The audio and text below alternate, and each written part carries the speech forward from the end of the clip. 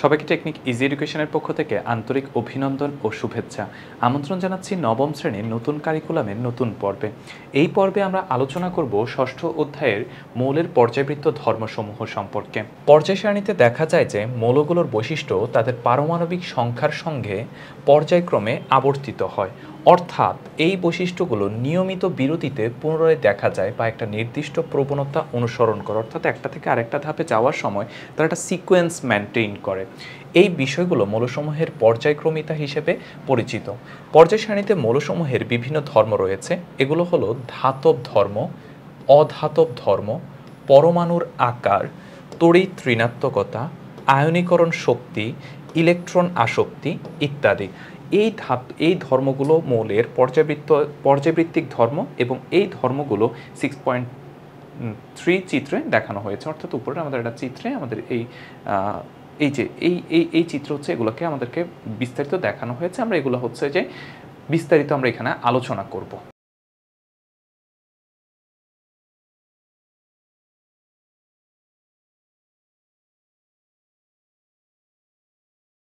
তো প্রথমে আমরা আলোচনা করব ধাতব ধর্ম নিয়ে। ধাতব ধর্ম জিনিসটা কি? ধাতব মৌলসমূহের বৈশিষ্ট্য হচ্ছে এরা চকচকে হয়, আঘাত করলে ধাতব শব্দ করে এবং তাপ ও বিদ্যুৎ পরিবাহী। খেয়াল করো ধাতুর যে বৈশিষ্ট্যগুলো, এগুলো আমরা একটু মনে করব। চকচকে হয়, আঘাত করলে একটা ধাতব শব্দ হয়। তুমি যে কোনো একটা ধাতুকে আঘাত করলে যে শব্দটা শুনতে পাও, সেই শব্দটাকে আমরা ধাতব শব্দ বলতেছি। তাহলে ধাতব মৌলসমূহের বৈশিষ্ট্য হচ্ছে চকচকে হয়, আঘাত করলে ধাতব শব্দ করে এবং তাপ ও বিদ্যুৎ পরিবাহী হয়ে থাকে। কোনো মৌলের পরমাণুর ইলেকট্রন ত্যাগ করার প্রবণতা দিয়ে ওই মৌলটির ধাতব ধর্ম বোঝা যায়। যেসব মৌল এক বা একাধিক ইলেকট্রন ত্যাগ করতে পারে এবং ইলেকট্রন ত্যাগ করে ধনাত্মক আয়নে পরিণত হয় তাদেরকে ধাতু বলা হয়। অর্থাৎ যারা ইলেকট্রন ত্যাগ করতে পারে তাদেরকে আমরা মূলত হচ্ছে কি বলবো, ধাতব পদার্থ বলে থাকবো।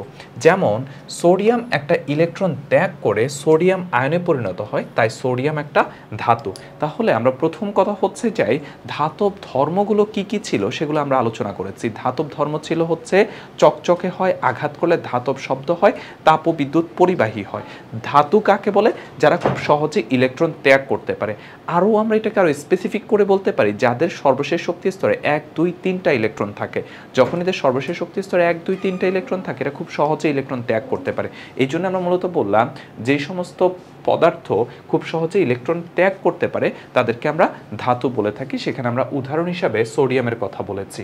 অন্যভাবে বলা যায় কোনো মৌলের পরমাণু যত সহজে ইলেকট্রন ত্যাগ করতে পারে তার ধাতব ধর্ম তত বেশি। পর্যায় সারণী অনুসারে পর্যায় সারণীর যে কোনো পর্যায়ে বাম থেকে ডান দিকে গেলে মৌলগুলোর ধাতব ধর্ম হ্রাস পায়। অর্থাৎ আমরা যখন ডান থেকে বাম দিকে যেতে থাকবো, আমরা যখন বাম থেকে ডান দিকে যাব তখন ধাতব ধর্ম হ্রাস পাবে। অর্থাৎ আমরা যদি পর্যায় সারণীটা খেয়াল করি, এইটা হচ্ছে আমাদের বাম দিক। এই দিক থেকে আমরা যতই এদিকে যেতে থাকবো ততই আমাদের ধাতব ধর্ম হ্রাস পেতে থাকবে। অর্থাৎ লিথিয়ামের থেকে বেরিলিয়ামের ধাতব ধর্ম কিছু হ্রাস পাবে।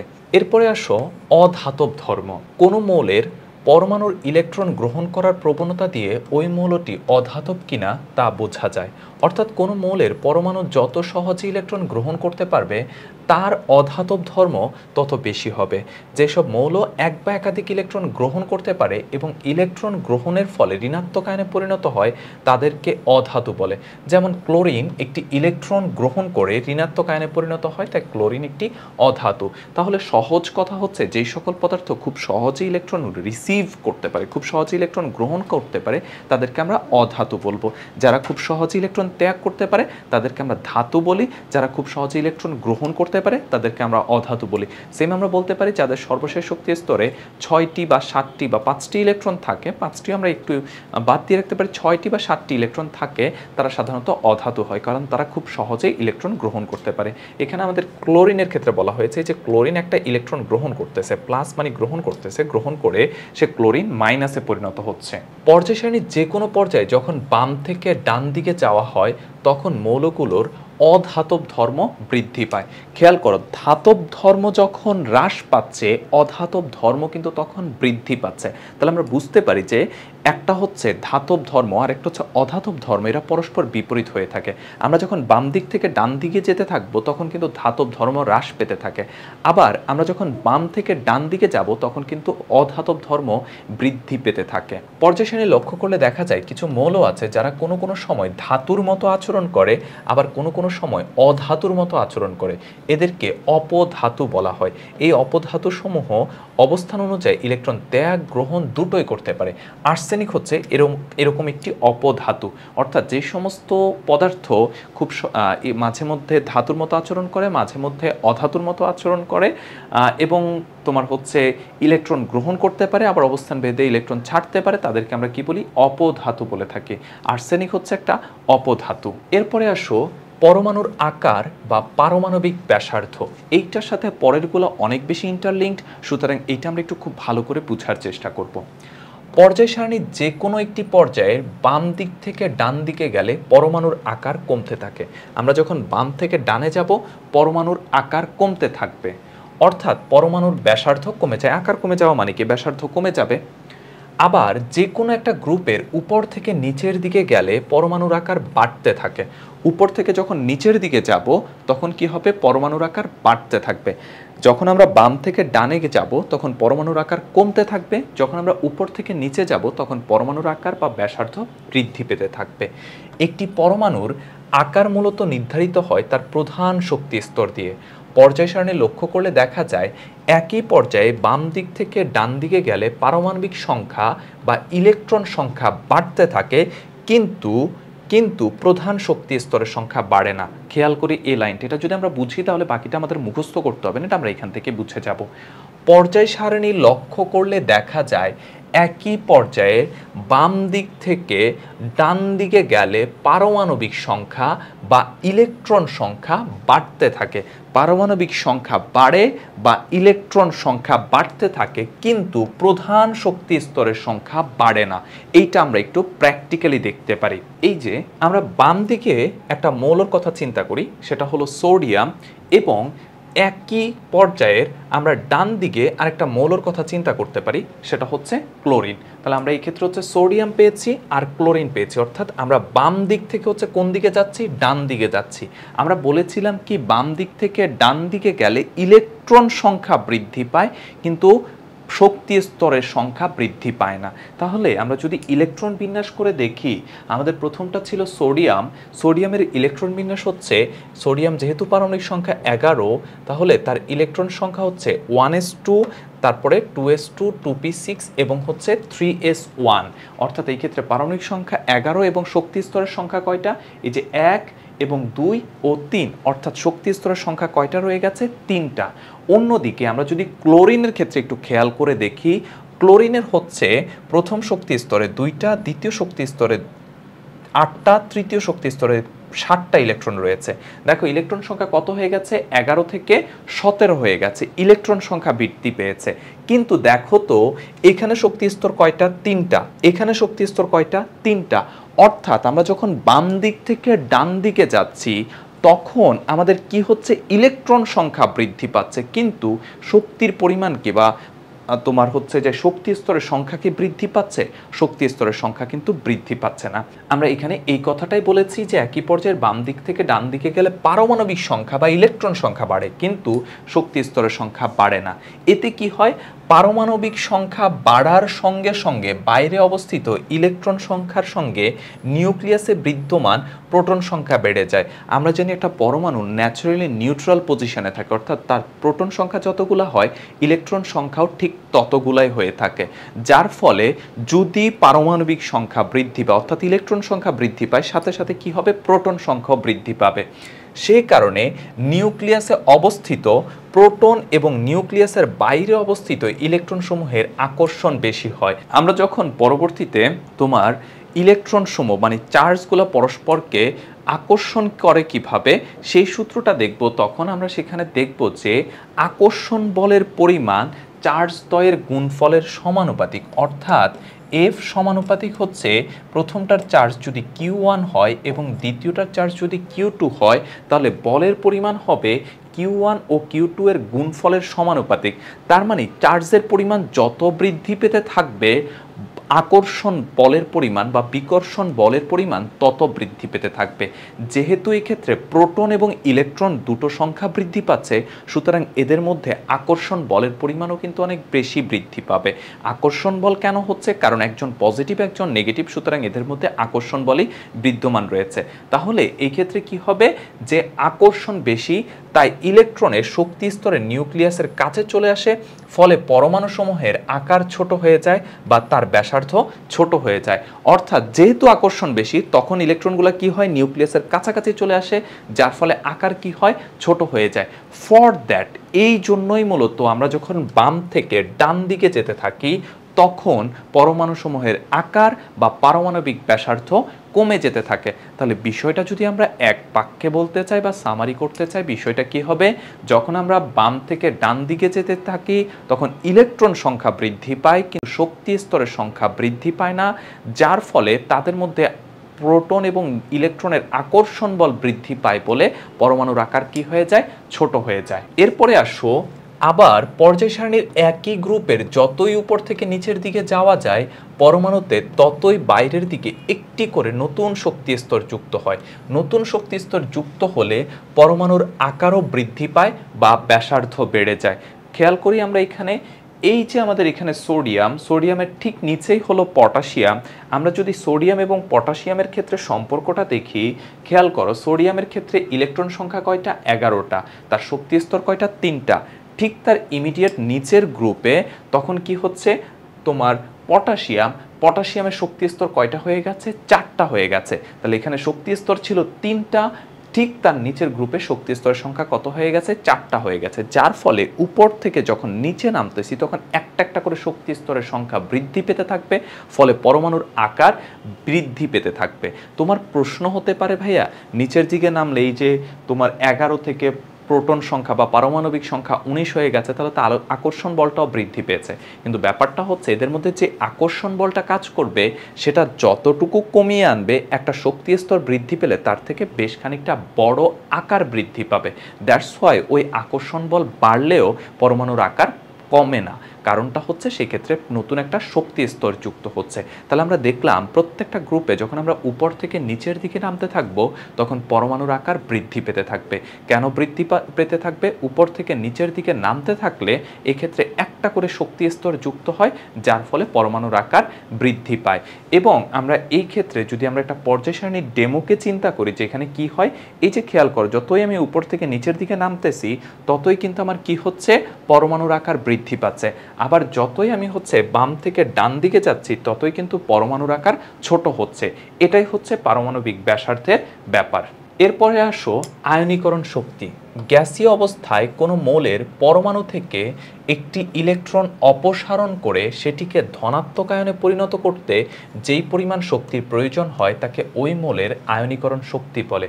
অর্থাৎ একটা পদার্থের ক্ষেত্রে গ্যাসীয় অবস্থায় সেখান থেকে যদি আমি একটা ইলেকট্রনকে সরাতে চাই, সরিয়ে আমি ধনাত্মক আয়নে পরিণত করতে চাই, আমরা জানি ইলেকট্রন সরালে সেখানে ধনাত্মক আয়নে পরিণত হবে, সরিয়ে ধনাত্মক আয়নে পরিণত করতে চাই, এর জন্য যেই পরিমাণ শক্তির প্রয়োজন হবে, অর্থাৎ সরাতে গিয়ে আমার যে পরিমাণ শক্তির প্রয়োজন হবে, তাকে ওই মৌলের আয়নীকরণ শক্তি বলে। পারমাণবিক ব্যাসার্ধ কমলে মৌলের নিউক্লিয়াসে থাকা প্রোটনগুলো আরও বেশি বল প্রয়োগ করে ইলেকট্রনগুলোকে আকর্ষণ করতে পারে। খেয়াল করো, আমার এখানে ইলেকট্রন অপসারণের ব্যাপারটা আসতেছে। ইলেকট্রন অপসারণ কখন হবে, সহজ হবে কখন, যখন প্রোটন তার উপর কম পরিমাণে বল প্রয়োগ করতেছে। কিন্তু পরমাণুর আকার যত ছোট হতে থাকবে, প্রোটন কিন্তু ইলেকট্রনের উপর তত বেশি পরিমাণে বল প্রয়োগ করতে থাকবে। কারণ আমি একটু আগে যে সূত্রের কথা বললাম, সেই সূত্রের সেকেন্ড পোর্শনটা হচ্ছে আকর্ষণ বলের পরিমাণ দূরত্বের বর্গের ব্যস্তানুপাতিক। অর্থাৎ দূরত্ব যত কমতে থাকবে, বলের পরিমাণ তত তীব্র হতে থাকবে। যার ফলে যেহেতু আকার ছোট হচ্ছে, তার মানে বলের পরিমাণ তীব্র, আর বলের পরিমাণ তীব্র হওয়ার ফলে এখান থেকে একটা ইলেকট্রনকে সরানো বেশ খানিকটা কঠিন হয়ে যাবে। তো এই কথাটাই আমরা এখানে বললাম যে পারমাণবিক ব্যাসার্ধ কমলে মৌলের নিউক্লিয়াসে থাকা প্রোটনগুলো আরও বেশি বল প্রয়োগ করে ইলেকট্রনগুলোকে আকর্ষণ করতে পারে। এই ইলেকট্রনগুলো অপসারণ করতে আরও বেশি শক্তি প্রয়োগ করতে হয়। সেই জন্য পারমাণবিক ব্যাসার্ধ কমলে আয়নীকরণ শক্তির মান বাড়ে এবং পারমাণবিক ব্যাসার্ধ বাড়লে আয়নীকরণ শক্তির মান কমে।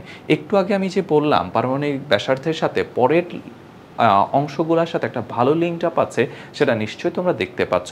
যখনই আমার পারমাণবিক ব্যাসার্ধের পরিমাণ কি হবে, কমে যাবে, তখন আয়নীকরণ শক্তির পরিমাণ কি হবে, বেড়ে যাবে। কেন বেড়ে যাবে? বেড়ে যাওয়ার পেছনে কারণ হচ্ছে যখন ব্যাসার্ধ কমতেছে তখন বলের পরিমাণ তীব্র হচ্ছে, তাই ইলেকট্রনকে সরানো বেশ খানিকটা কঠিন হয়ে পড়ে। আর যখন ব্যাসার্ধের পরিমাণ বৃদ্ধি পাচ্ছে তখন তোমার সেখানে বলের পরিমাণ দুর্বল, যার ফলে ইলেকট্রনকে সরাতে খুব বেশি বল প্রয়োগ করতে হয় না। তার মানে আমরা বলতে পারি একটা পর্যায়ে বাম থেকে ডান দিকে গেলে কি হয়, আকৃতির পরিমাণ কমে যায়। আকৃতির পরিমাণ কমে গেলে কি হয়, আয়নীকরণ শক্তির পরিমাণ বৃদ্ধি পায়। তাহলে বাম থেকে ডানে গেলে আকৃতির পরিমাণ বা ব্যাসার্ধের পরিমাণ হ্রাস পায়, কিন্তু আয়নীকরণ শক্তির পরিমাণ বৃদ্ধি পায়। উপর থেকে নিচের দিকে হচ্ছে যখন নামতে থাকে তখন সেখানে আমার আকৃতির পরিমাণ বৃদ্ধি পায়, যার ফলে কি হয়, আয়নীকরণ শক্তির পরিমাণ হ্রাস পায়।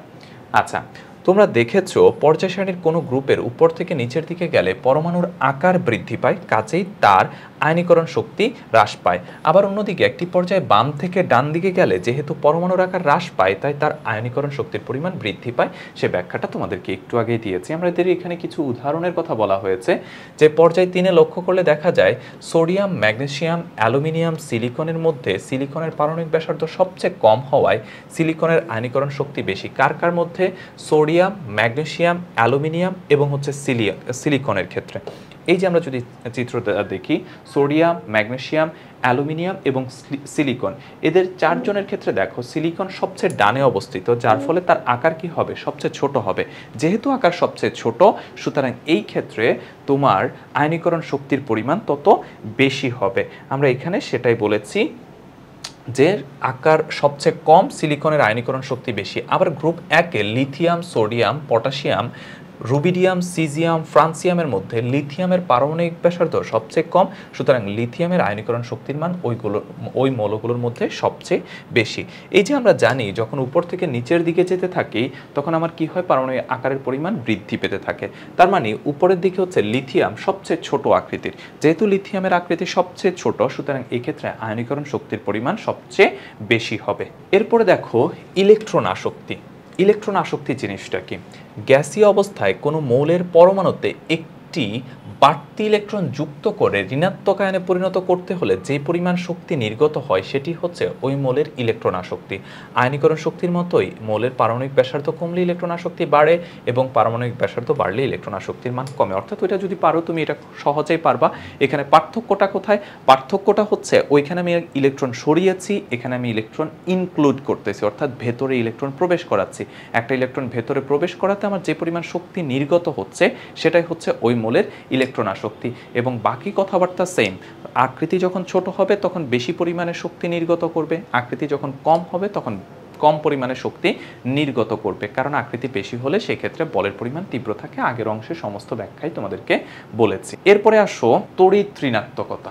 একটি অণুতে যখন দুটি পরমাণু বন্ধনে আবদ্ধ থাকে তখন ওই বন্ধনের জন্য দুটি ইলেকট্রনের প্রয়োজন হয়। দুটি পরমাণুই ইলেকট্রন দুটিকে নিজের দিকে আকৃষ্ট রাখতে চায়। যে পরমাণু যত বেশি আকৃষ্ট করতে পারবে ইলেকট্রন দুটি সেই পরমাণু তত কাছে থাকবে। এই আকৃষ্ট করা বা আকর্ষণকে তড়িৎ ঋণাত্মকতা বলে। একই মৌলের দুটি পরমাণু হলে দুটি পরমাণুতে ইলেকট্রন দুটিকে সমান পরিমাণ আকর্ষণ করবে, তাই ইলেকট্রন পরমাণু দুটি ঠিক মাঝখানে থাকবে। একটি মৌলের তড়িৎ ঋণাত্মকতা অন্যটি থেকে বেশি হলে ইলেকট্রন দুটি সেই পরমাণুর কাছাকাছি থাকবে। পর্যায় সারণীতে একই পর্যায়ের বাম দিকের মৌলের পারমাণবিক ব্যাসার্ধ ডান দিকের মৌলের পারমাণবিক ব্যাসার্ধ থেকে বেশি হওয়ায় তাদের মৌলের তড়িৎ ঋণাত্মকতা অপেক্ষাকৃত কম। সবচেয়ে কম তড়িৎ ঋণাত্মকতা কার? 0.7। তড়িৎ ঋণাত্মকতা সর্ববামে এবং সর্বনিচে হচ্ছে যায় 85 মোলটির। অন্যদিকে সবচেয়ে বেশি তোমার 4 তড়িৎ ঋণাত্মকতা নিষ্ক্রিয় গ্যাস ব্যতীত সর্বডানে এবং সবচেয়ে উপরে ফ্লোরিন মোলের। তাহলে আমরা এই ক্ষেত্রে দেখতে পেলাম তড়িৎ ঋণাত্মকতা সবচেয়ে কম এবং সবচেয়ে নিচে কার, ফ্রান্সিয়ামের। আমরা এই ক্ষেত্রে যদি চিত্রটা একটু দেখি, এই জায়গাটা সবচেয়ে কম হচ্ছে ফ্রান্সিয়ামের এবং সবচেয়ে বেশি কার, এই যে আমরা নিষ্ক্রিয় গ্যাস যদি বাদ দিই তাহলে সবচেয়ে বেশি হচ্ছে ফ্লোরিনের। কারণ আমরা এখানে কি বলেছি, আমরা এখানে বলেছি যে পর্যায় সারণীতে একই পর্যায়ের বাম দিকের মৌলের পারমাণবিক ব্যাসার্ধ, বাম দিকের মৌলের পারমাণবিক ব্যাসার্ধ ডান দিকের মৌলের পারমাণবিক ব্যাসার্ধ থেকে বেশি হয়। কারণ আমরা জানি ডানে গেলে হচ্ছে কি হবে, পারমাণবিক ব্যাসার্ধের পরিমাণ, ডানে গেলে পারমাণবিক ব্যাসার্ধের পরিমাণ কমে যাবে। তার মানে বামে হচ্ছে পারমাণবিক ব্যাসার্ধের পরিমাণ সবচেয়ে বেশি। ডান দিকে মৌলের পারমাণবিক ব্যাসার্ধ বেশি হয় তাদের মৌলের তড়িৎ ঋণাত্মকতা অপেক্ষা কম। ওই যে সেম কথা, আমরা যদি হচ্ছে বামে থাকি তাহলে তড়িৎ ঋণাত্মকতা কম হচ্ছে, কারণ আকৃতি হচ্ছে বড়। ডানে গেলে কি হবে, আকৃতির পরিমাণ হচ্ছে যে ছোট হয়ে যাচ্ছে বলে তড়িৎ ঋণাত্মকতার পরিমাণ বেশি হবে, তো অপেক্ষাকৃত কম। উদাহরণ হিসাবে আমাদেরকে বলা হয়েছে সবচেয়ে কম 0.7 তড়িৎ ঋণাত্মকতা সর্ববামে ফ্রান্সিয়ামের। কেন? কারণ খেয়াল করো, বামে হলে হচ্ছে যে আকৃতি কি হয়, বামে হলে আকৃতি কম হয়, নিচে হলে আকৃতি বেশি হয়, নিচে হলে তার তুলনায় আরও বেশি হয়। তার মানে এই পুরা ছকের ক্ষেত্রে আমরা যদি চিন্তা করি, ফ্রান্সিয়ামের আকৃতি সবচেয়ে বেশি হবে। ফ্রান্সিয়ামের আকৃতি সবচেয়ে বেশি হওয়ার ফলে তার তড়িৎ ঋণাত্মকতার মান সবচেয়ে কম, যেটা হলো 0.7। আবার আমরা যখন বাম থেকে ডানে যেতে থাকব তখন পারমাণবিক ব্যাসার্ধের পরিমাণ কি হবে, পারমাণবিক ব্যাসার্ধের পরিমাণ হচ্ছে ছোট হতে থাকবে, উপর থেকে নিচে গেলে বড় হতে থাকবে। সুতরাং সবচেয়ে বামে কে আছে, এইটা। এদের মধ্যে আমি যদি চিন্তা করি, এইখানে এইটার ক্ষেত্রে হচ্ছে সবচেয়ে ছোট আকৃতির হবে। আমরা যদি আমাদের চিত্রটার ক্ষেত্রে খেয়াল করি, এই যে দেখো, এইটা হচ্ছে সবচেয়ে বড় আর এইটা হচ্ছে সবচেয়ে ছোট। এইটাকে আমি বলতে পারি ফ্রান্সিয়াম, এইটাকে আমি বলতে পারি ফ্লোরিন। ফ্রান্সিয়ামের আকৃতি যেহেতু সবচেয়ে বড়, সুতরাং এইটা হচ্ছে তড়িৎ ঋণাত্মকতার মান সবচেয়ে কম, যেটা হচ্ছে 0.7। অন্যদিকে এইটার আকৃতি যেহেতু সবচেয়ে ছোট, তাই এর তড়িৎ ঋণাত্মকতার মান সবচেয়ে বেশি, যেই মানটা হচ্ছে কত, 4। এখন তড়িৎ ঋণাত্মকতা বলতে কি বুঝায়? তড়িৎ ঋণাত্মকতা বলতে বুঝায় হচ্ছে, যদি আমরা দুটো মৌলের কথা চিন্তা করি, একটা হচ্ছে এ, আরও একটা হচ্ছে এ, অর্থাৎ একই মৌলের দুটা পরমাণু, এরা যখন হচ্ছে বন্ধন গঠন করে, যেমন কি, যেমন হচ্ছে যে আমরা এখান থেকে বলতে পারি হচ্ছে নাইট্রোজেন, ঠিক আছে?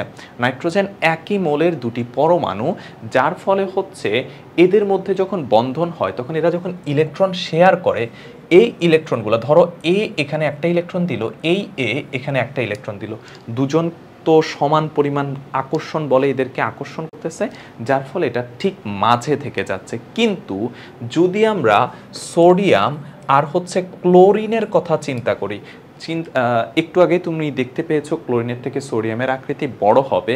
তো সোডিয়াম এবং ক্লোরিন যখন বন্ধন গঠন করে, ওরা যে ইলেকট্রনটা শেয়ার করে, সেই ইলেকট্রনটাকে ক্লোরিন নিজের দিকে বেশি পরিমাণে টেনে রাখে, কারণ সোডিয়াম এবং ক্লোরিনের মধ্যে ক্লোরিনের আকৃতি ছোট, যার ফলে কি হয়, এই যে বন্ধনের মাঝে যে ইলেকট্রন আছে সেগুলো কিছুটা ক্লোরিনের দিকে ঝুঁকে থাকে। অর্থাৎ আমি যদি আর একটু স্পষ্ট করে দেখাই, ব্যাপারটা হচ্ছে দেখা যাবে এই যে মিডল পয়েন্টে না থেকে কিছুটা কি হয়ে গেছে, ক্লোরিনের দিকে ঝুঁকে গেছে।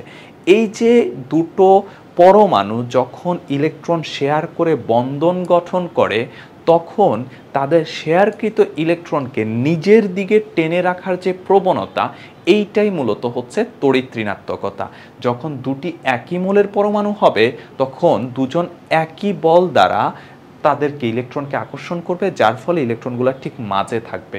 কিন্তু যখন দুটো ভিন্ন মৌলের পরমাণু হবে তখন যার তড়িৎ ঋণাত্মকতার মান বেশি সে সেটাকে সেদিকে টেনে ধরে রাখবে। এবং তড়িৎ ঋণাত্মকতার ক্ষেত্রে আমরা যেটা বলেছি সেটা হচ্ছে, যখন আমরা উপর থেকে নিচের দিকে যাচ্ছি আকৃতি বেড়ে যাচ্ছে বলে তড়িৎ ঋণাত্মকতার মান কমে যাচ্ছে।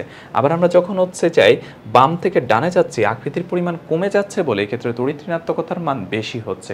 দ্যাটস ওয়াই ফ্লোরিনের ক্ষেত্রে, পর্যায় সারণীতে ফ্লোরিনের ক্ষেত্রে তড়িৎ ঋণাত্মকতার মান সবচেয়ে বেশি, অন্যদিকে ফ্রান্সিয়ামের ক্ষেত্রে তড়িৎ ঋণাত্মকতার মান সবচেয়ে কম। তো এইটাই হচ্ছে আমাদের মূলত ধাতব বৈশিষ্ট্য। এখানে আমাদের একটা কথা বলে দিয়েছে, সেটা হলো উদাহরণ দিয়ে, যে 3 নম্বর পর্যায়ে অবস্থিত সোডিয়ামের তড়িৎ ঋণাত্মকতার মান ক্লোরিনের থেকে কম, অর্থাৎ ক্লোরিনের তড়িৎ ঋণাত্মকতা বেশি। এখানে আমরা ইলেকট্রন দুটিকে সোডিয়াম থেকে সবচেয়ে দূরে, ক্লোরিনের সবচেয়ে কাছে দেখে থাকি। প্রকৃতপক্ষে সেটি দুটি পরমাণুর আয়নিত অবস্থা। অর্থাৎ এই যে আমরা এখানে চিত্রে একটু আগে দেখিয়েছি যে সোডিয়াম এবং ক্লোরিনের মধ্যে হচ্ছে কি হচ্ছে, ইলেকট্রনটা ক্লোরিনের দিকে বেশ খানিকটা ঝুঁকে আছে। তাহলে আমরা এতক্ষণ ধরে বৈশিষ্ট্যগুলা বিভিন্ন পর্বে আলোচনা করেছি, যে প্রত্যেকটা নিয়ে ডিটেলস আলোচনা করেছি। এখন আমরা একটা কাজ করি, সবগুলোকে একটা পেজে নিয়ে আসি, মানে মূল যে বিষয়টা যেটা আমাদের জন্য খুব গুরুত্বপূর্ণ, সেটা হচ্ছে কখন কোন দিকে বাড়বে আর কখন কোন দিকে কমবে। এটা তোমাদের কাছে অনেক কনফিউজিং হতে পারে। আমরা ডিটেলস আলোচনা করেছি, কেন বাড়তেছে কেন কমতেছে সেটা তোমরা বিস্তারিত সেখান থেকে দেখে নিয়েছো। প্রয়োজনে আরও কয়েকবার দেখে নাও। আমি জাস্ট তোমাদের ওই মনে রাখা সহজে সেই জিনিসটাকে একসাথ করে এনে দেখিয়েছি। দেখো, একই পর্যায়ে যখন আমরা বাম দিক থেকে ডান দিকে যাব, তখন বাম থেকে ডানে হ্রাস পায় কোনটা কোনটা? বাম থেকে ডানে হ্রাস পাবে ধাতব ধর্ম এবং হচ্ছে পরমাণুর আকার। অর্থাৎ একটা পর্যায়ে বাম থেকে যখন আমি ডান দিকে যাব, তখন ধাতব ধর্ম এবং পরমাণুর আকার হ্রাস পাবে। আর বাম দিক থেকে ডান দিকে গেলে বৃদ্ধি পাবে হচ্ছে কি? অধাতব ধর্ম, আয়নীকরণ শক্তি, ইলেকট্রন আসক্তি, তড়িৎ ঋণাত্মকতা। তোমরা নিচের তিনটার ক্ষেত্রে জানো যে আকৃতি যখন ছোট হবে এই তিনটার পরিমাণ বৃদ্ধি পাবে। তাই বাম থেকে ডানে যেহেতু হচ্ছে আমাদের কি হয়, পরমাণুর আকার হ্রাস পায়, তাই এই ক্ষেত্রে হচ্ছে ধাতব ধর্ম, আয়নীকরণ শক্তি এবং ইলেকট্রন আসক্তির পরিমাণ হচ্ছে বৃদ্ধি পায়, সেই সাথে হচ্ছে অধাতব ধর্মের পরিমাণ বৃদ্ধি পায়। অন্যদিকে উপর থেকে নিচে গেলে বৃদ্ধি পায় হচ্ছে পরমাণুর আকার, সেটা আমরা ব্যাখ্যা সহচিত্রে দেখেছিলাম। আর উপর থেকে নিচে গেলে হ্রাস পাবে কি? পরমাণুর আকার বাড়লে আয়নীকরণ শক্তি, ইলেকট্রন আসক্তি এবং তড়িৎ ঋণাত্মকতার মান হ্রাস পাবে। তাহলে তোমরা এই পর্বে পরমাণুর বিভিন্ন পর্যায়ক্রমিক বৈশিষ্ট্য সম্পর্কে আলোচনা করেছিলাম, সেগুলো তোমরা বিস্তারিত দেখতে পেরেছো এবং সেই সাথে হচ্ছে সেগুলো কিভাবে মনে রাখা যায় সেটা যতটুকু সম্ভব সহজ করে তোমাদের সামনে উপস্থাপন করার চেষ্টা করেছি। তারপরেও যদি তোমাদের কোনো রকম প্রশ্ন থেকে থাকে সেটা অবশ্যই কমেন্টে জানাবে। দেখা হবে পরবর্তী পর্বে। আজকের মতো এখানেই বিদায় নিচ্ছি।